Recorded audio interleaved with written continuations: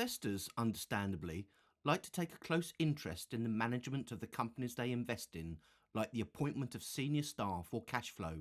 With the growing importance of IT, is it time they took a similar level of interest in technology? Quentin Solt is a corporate finance lawyer who specialises in early stage and fast growth companies.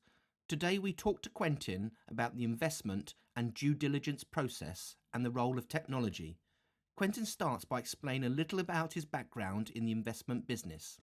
My background is as a lawyer. I qualified into the city in the late 1980s and spent 2 or 3 years in a city law firm, just a general dog's body, and then our insolvency team left, and we were left with a good number of clients, and I was asked if I'd help them out. And over a couple of years I ended up leading the insolvency team, which was great, and I recruited a new team of people. Unfortunately they were all rather older and wiser than me, so I was left running a team which I was really hopelessly underqualified to do, and the firm agreed that I could go off and do something else. This was in the mid-90s, and I'd had a friend at McKinsey who told me about this thing called the internet or whatever it was, and that sounded really interesting, so I said I wanted to do the internet. I came at it from a corporate finance technology perspective rather than the commercial perspective, which is the way most law firms at the time were approaching what we now know as ICT, or the media and telecoms. And that gave me a great opportunity because it was the first time that anybody in London had said, we're looking at investment in technology companies. And this, of course, was before the internet was widely known, and certainly before the internet bubble and boom times. So I come at it as a lawyer, but having had all sorts of experiences.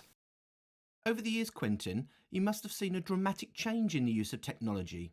How has this played out in the investment business and the due diligence process? It has changed massively and incredibly quickly. And you've asked me to talk about due diligence, and one of the points for me is that much due diligence is still being done into stuff which is historic.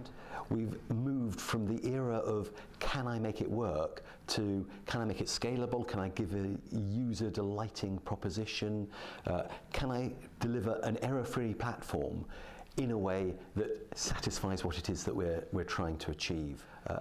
And when you look at the way technology has changed, it's all about now taking technology off the critical path so that you can focus on what it is that you really want to deliver. So are there any specific technology issues you can think of that investors should be considering today, especially in terms of building value in a business? The basic operational end of IT, the traditional questions that people have asked, are redundant. They really are no longer relevant. Most companies should base their core on IT on cloud solutions, and it's no longer necessary to develop that all in-house. It's only a decade or two ago that the internet was unknown, and people who were working in technology, working with the internet, had to develop everything themselves from the ground up. And now I would no more want to host my own servers than I would want to have my own electricity generator. But what's critical in order to create a valuable business is to ensure that the systems you have are integrated and work to allow you to do your core business. You tailor it so that it delivers the business proposition that you need it to deliver, and that's what creates the value for your business. Investors, therefore, should be taking a much closer look at the use of technology as a business asset to build value. But what about data?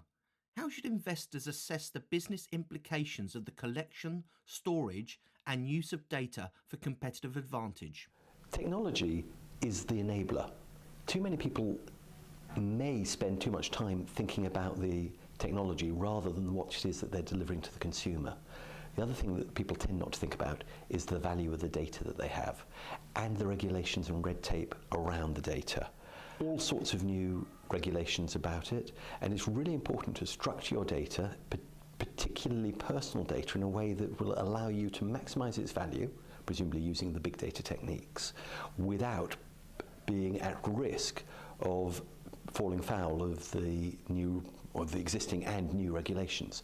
So in the next couple of years, every individual is going to have the right to be forgotten. That is, you can write to a company and just say, expunge all the data you know about me unless you need it to provide a service or deliver me a good which you have agreed to deliver to me. And that, at an instant, will destroy value. But it's a problem, I think, which many companies haven't yet addressed. And lots of companies which are dependent on data to create their revenues are going to find they've got a tough time coming, because if the consumer starts saying, forget me, that's what they have to do.